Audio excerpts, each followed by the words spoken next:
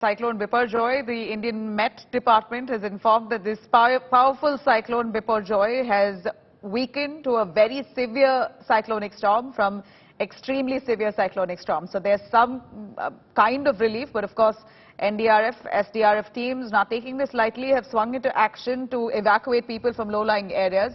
In fact, Gujarat seems to be the worst hit along the coastal areas, Kutch, Saurashtra region. This is precisely where the storm itself would have a landfall, and that's expected to happen on the 15th of June. With this, it's likely to then enter Rajasthan by 16th of June. Cyclone Biparjoy is on course to become the cyclone with the longest lifespan in the Arabian Sea, according to the Indian Met Department. So in every way, it is threatening, but at this point, the government doing all it can to ensure evacuation process and all safety measures are in place. Dev Kotak joining us live from Gateway of India.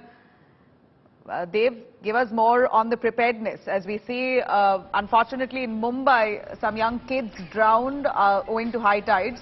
How are they even allowed to venture into the coast or into the beach area when this cyclone is looming?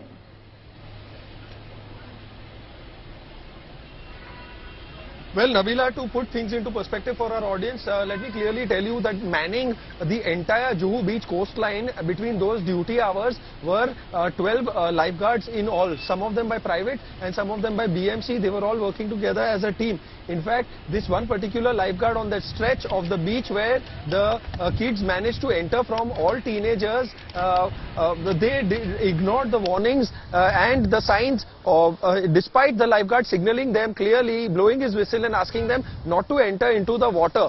Of course, there was a red flag also placed out there, which is a clear depiction of the imminent dangers prevailing. Despite that, the boys went into it and they got sucked in, all of them in one very wave itself. All 5 of them got pulled in. In fact, the 3 others, there was a group of 8 people who were out there on a picnic. They were Santa Cruz boys, all of them.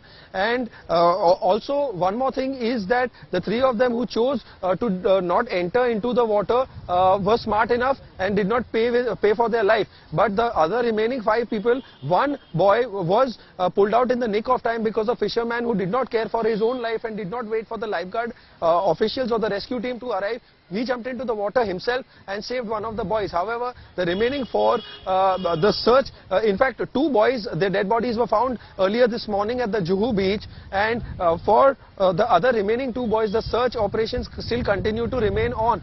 So you can really imagine that the policeman also, our channel spoke to, said that, sir, it is such a massive coastline. And of course, owing to the poor deployment numbers, there are generally Mumbai police officials who are always manning the coastline and also keeping an eye out for any kind of unruly incidents or incidents like these Could you pan your cameras? What's behind you? Are arrangements in place? If you could pan your cameras, show us the coast.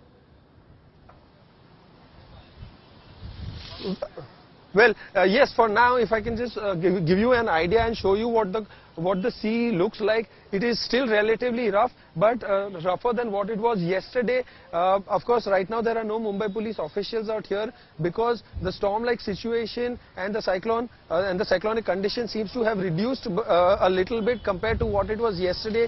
But Gateway of India, which is where I am right now and which is where our camera is showing you visuals from, now in fact today people are being allowed because the situation has mellowed down to an extent. Otherwise, until yesterday, this popular tourist front and stretch, nobody was even allowed to walk on the pavement. So you can really imagine the kind of intensity. In fact, the police were driving everybody away owing to security concerns and the dangers that were there. In fact, yesterday also there was a yellow threat that was issued in Mumbai and Thane districts. But despite that, owing to the high tides as well, these boys entered the waters at the Juhu beach and heavily paid for with their lives. All of them between 15 and 16. And in fact, 2 brothers of the same very house. So you can really imagine how difficult it must be for the family also to cope.